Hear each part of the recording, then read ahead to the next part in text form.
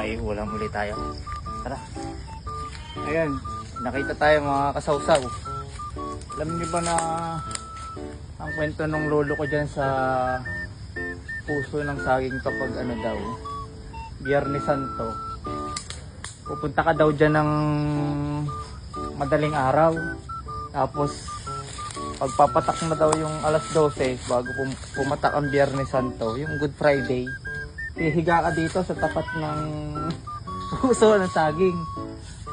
Aabangan mo daw yung tubig.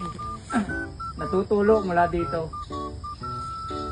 Nganga ka daw na nakahiga dito sa tapat. At pag na-shoot mo daw yun sa iyong bunganga, yung tubig na galing doon, eh may anting-anting ka na daw. Pinasabi ng aking lolo na mayapa na. Hindi ko alam kung totoo, pero hindi naman namin tinry. Ayaw naman namin ng anting-anting.